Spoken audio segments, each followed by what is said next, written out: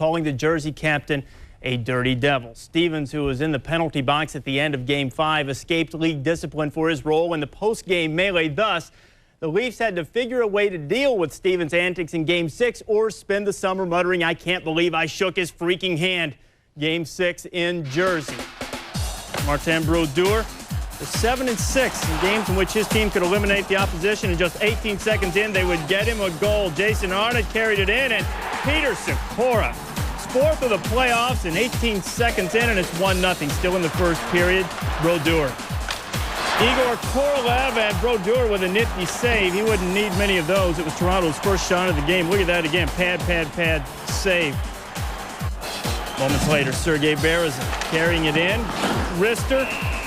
Brodeur. Pad save.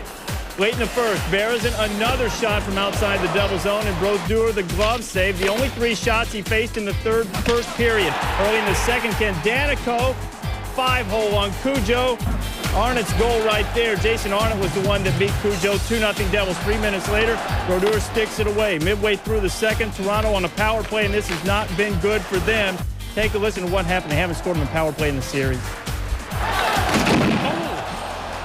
That was Scott Niedermayer and Darcy Tucker. And then Stevens laying the wood to Ty Domi. "May I show you to your seat, sir?" And then Stevens skates away. Big hit, clean hit. Tucker exchanging word with the fan, yelling, "Devils, Devils." Gave him a hosing.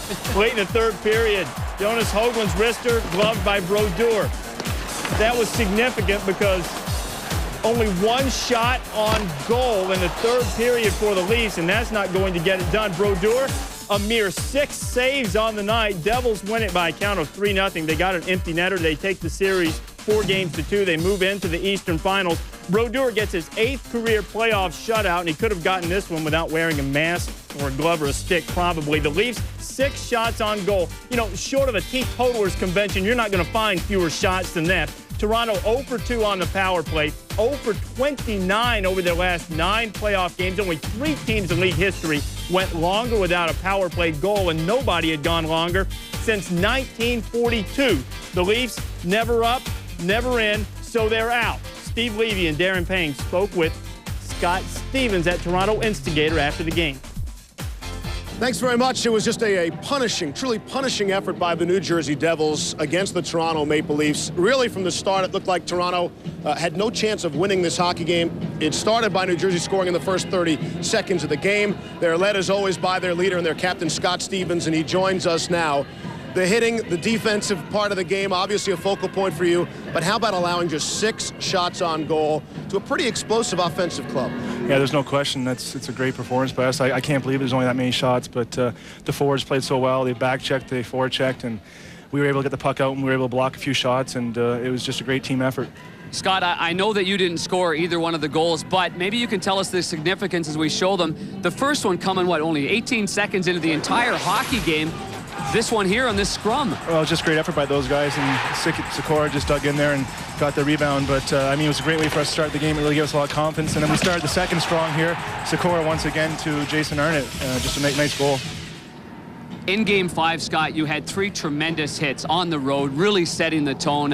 It must have given you a great deal of confidence to step up in that neutral zone. Well, it's always nice to get some big hits. Playoff hockey is very important. The hitting, we talk about finishing our checks, so it's nice to get hits when you can. And our team played really well, and we really out-hit them in the hit department. And I think that was a big thing. I thought Ottawa really didn't play a very physical game. They played a real finesse game and let Toronto free wheel, and they got some guys that can play that up and down hockey real well.